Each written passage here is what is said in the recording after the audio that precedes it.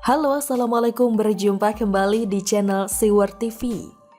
Rizal Ramli juga cuma berani kritik pemerintah, gak berani kritik Menhan, ditulis oleh Syardi. Gerombolan sakit hati tidak akan pernah berhenti untuk nyinyir, seolah di otaknya sudah terprogram sebuah protokol di mana ada bahan atau isu baru wajib nyinyiri pemerintah apapun caranya. Termasuk yang lagi hangat saat ini yaitu kabar ribuan kapal perang Cina masuk ke wilayah perairan Natuna Utara. Sebelumnya Fadlizon sudah menyumbang nyinyiran. Rizal Ramli juga menanggapi soal kabar kapal perang Cina masuk ke perairan Laut Natuna Utara. Dia mengingatkan pihak terkait untuk lebih berani menindak terhadap siapa saja kapal asing termasuk Cina yang masuk ke wilayah tersebut. Melalui cuitan di akun Twitter, Rizal Ramli menyebut seharusnya jangan hanya berani melawan baliho, satir, mau sok beraninya sama baliho doang, kata Rizal Ramli. Jangan hanya berani lawan baliho, hadapi dong intrusi kapal-kapal nelayan Tiongkok di Laut Natuna Utara. Seperti laporan Bakamla, jangan cemen dong, kata Rizal Ramli. Baliho apa yang dimaksud? Baliho imam besar kan? Masa masalah baliho disamakan dengan kapal perang negara lain? Apa tidak salah tuh? Apakah Rizal Ramli sedang tidur atau sakit hatinya kambuh lagi? Rizal Ramli juga meminta agar mampu menunjukkan sikap yang sama atas masuknya ribuan kapal Cina di Natuna Utara yang dikawal oleh kapal pengamanan atau Coast Guard. Rizal Ramli tidak takut kena gebrak meja oleh Prabowo. Nanti situ gemetar dan tidak sanggup bicara pula. Fadlizon sudah menyindir secara tidak langsung. Ini Rizal Ramli tambah bumbu lagi. Hati-hati, nanti ada yang ngamuk. HP bisa terbang. Kita tahu kok orang ini arah nyinyirnya kemana. Pasti ke Jokowi, pura-pura tidak tahu deh orang. Pada Januari 2020, ketika masalah serupa muncul, ketika situasi mulai sedikit memanas, Jokowi bertolak ke Natuna sebagai simbol peringatan kepada kapal Cina agar tidak mengganggu kedaulatan wilayah perairan Indonesia.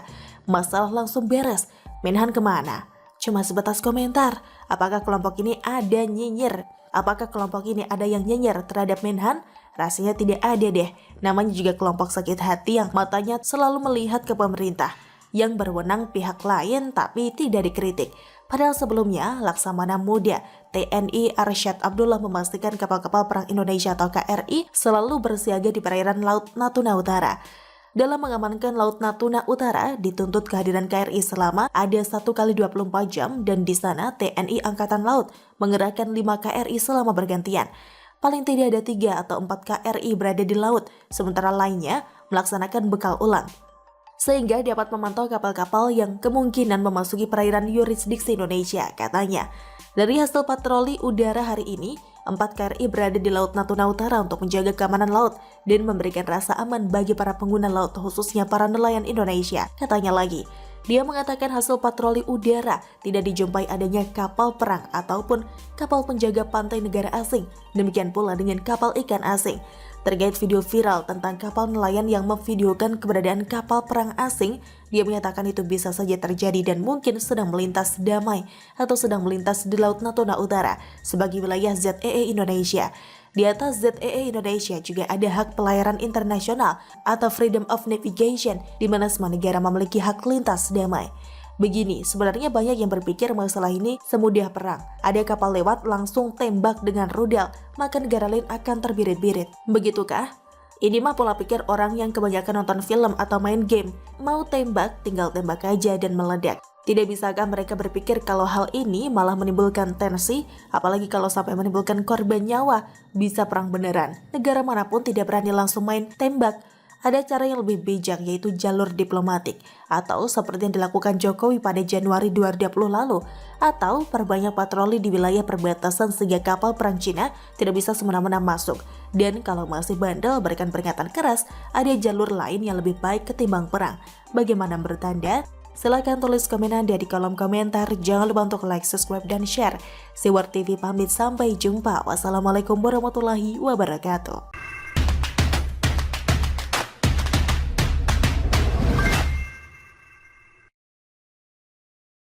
Halo, Assalamualaikum, berjumpa kembali di channel Siwar TV. PKS gulirkan Anies Sandi, harusnya usung Novel Bamukmin, dijamin menang.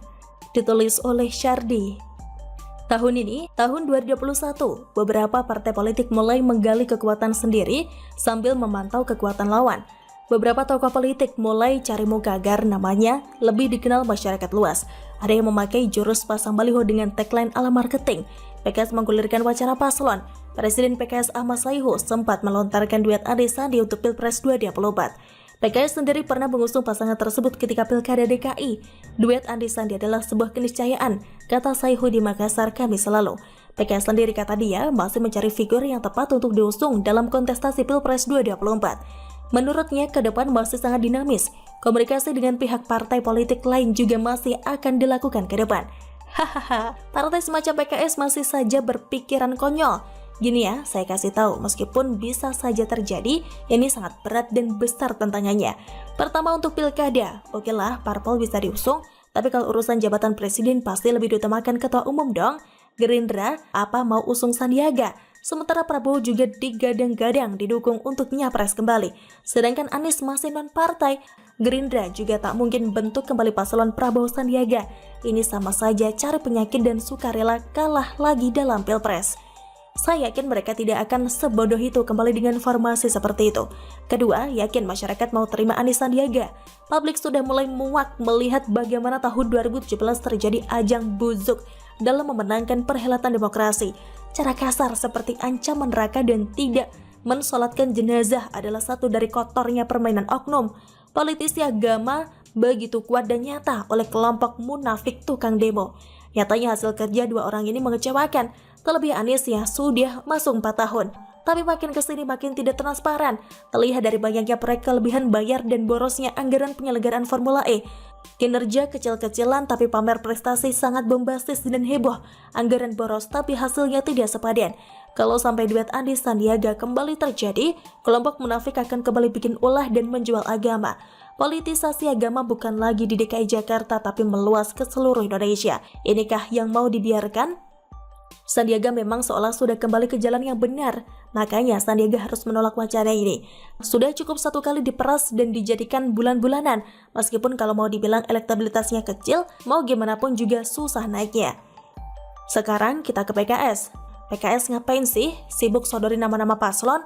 Dan lucunya kenapa PKS tidak sodorkan nama kader sendiri seolah partai ini tidak pede, atau memang partai kecil yang berlagak sok besar? Usung saja Mardhani Alisera. Kan orang itu lumayan sering lalu lalang di berita dan media sosial. Kalau tidak, coba usung mantan menteri yang pernah tanya internet cepat buat apa.